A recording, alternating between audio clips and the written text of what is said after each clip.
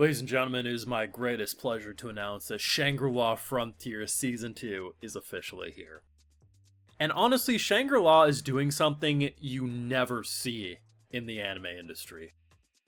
We had a 25 episode Season 1 6 months ago. And we're already back with Season 2, which is another 2-core anime.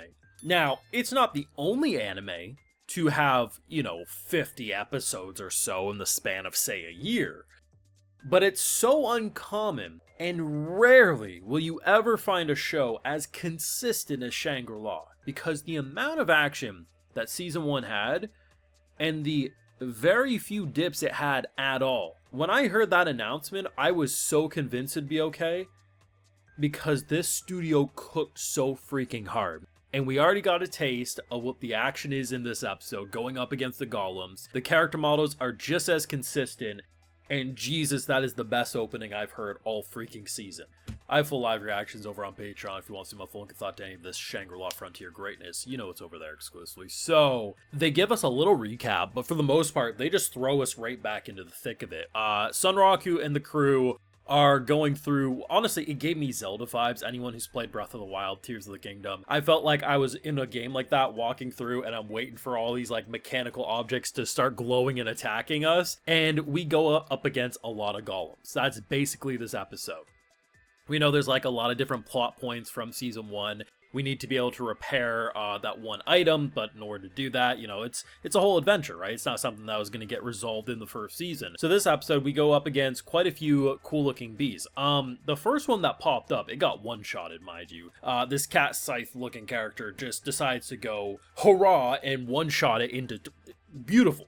I mean, I'm happy that it's not just the Sunraku show. I'm happy that the crew that we're with, one beats us in the head with a Thor's hammer, other just jousts with his sword and just does fantastic. A mule's mostly a mascot, but still has some nice moments here and there, and Sunraku be Sunraku. I think my favorite thing about, the smaller details right now about Sunraku's character is that even though he's more of a dual wielder, the fact that items break, it's always an infuriating thing as a gamer when you have your favorite blades and they're not going to guarantee last forever, but it forces you to continuously have new items and new looks. Sunraku is that. The number of times in Season 1 he got cool looking blades, they ended up breaking for the most part, but now he has this amazing longsword. The design of it is so freaking cool, and it has a practical use as well. The fact that he now has a longer reach, some of the fights that we saw in this episode, it actually allowed him to pierce the core, which he normally wouldn't be able to do with his short sword kind of dual wielding persona. It's a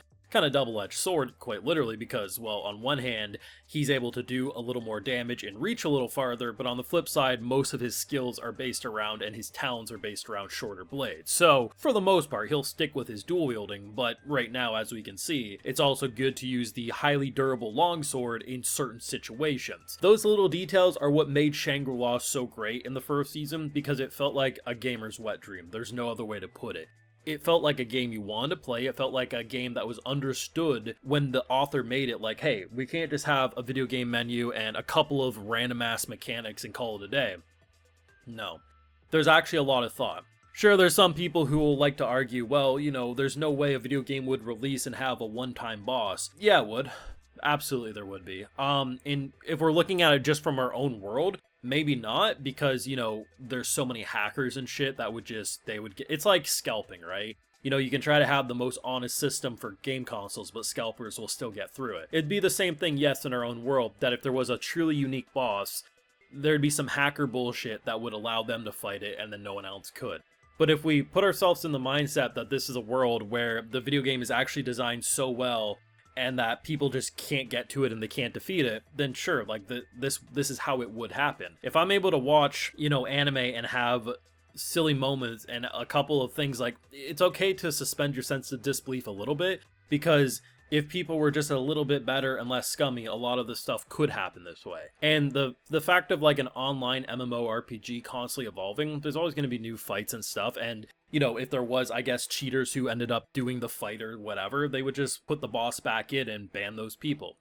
I don't know, I feel like people get a little too hung up on the one-time boss thing, and then they ignore everything else that makes this completely like how a game would function IRL. And it does kind of bug me. It's like people are just, they get hung up on the weird shit, you know? When you have an episode like this, where you have so many great things that keep you here. And I think the best part of Sunraku's character is that he does the most gamer thing possible.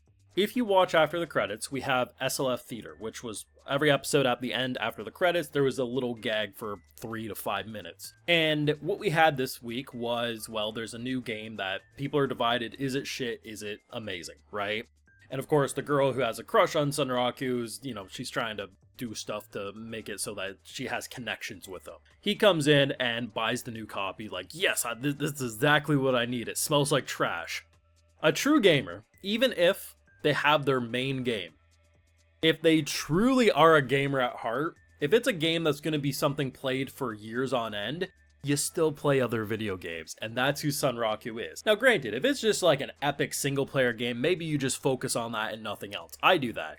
But if I have a main online game I'm playing, yeah, you damn right I'm still gonna play a new Dragon Age when it comes out, or in Sunraku's case, whatever shit game comes out. And little moments like those, like Sunraku's a gamer at heart. Unfortunately though, that gamer at heart's about to get betrayed by his friends because they're about to PK him. It's so bad because I'm like, oh shit, is like some PKers about to jump our ass? Oh no, it's just our pals.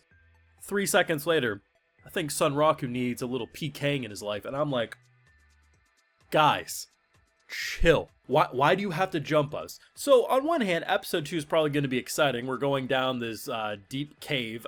Looks frightening and fun, and our two pals are about to jump us. Like, on one hand, it's great. On the other hand, goddammit, we're trying to adventure here. Leave us the hell alone. And if you don't, at least let a mule live, because that precious little bunny, if they ever touch a single hair on her fur, I'm gonna have to isekai myself and find myself in the world of Shangri-La and smack some sense into people. But seriously though, the new opening, that's got to be my favorite opening of the season. The ending was great too, the little dance party. I love anime endings that have dances in it. I don't know, it clicks with me. But the opening visuals and the song, Lisa doesn't miss, but the opening visuals have me pumped, and it's going to be a good season.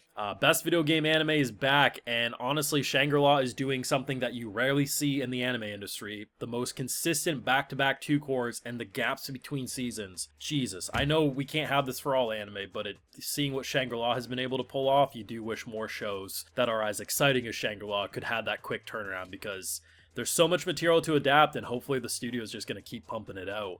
Thoughts down below, though. Leave a like if you enjoyed, subscribe if you're new around here, of course, ring that bell, and like I mentioned, we have full live reactions over on Patreon, and hey, while you're over there, I'll also give you a video shout out. Alright, so today we got Misto Dreamer, Isaac Slighting, Kusho, Sebastian Price, Dude, James, and we also have Eris Cotteris. So I appreciate the support, everyone. Please take care, and you'll have a good one.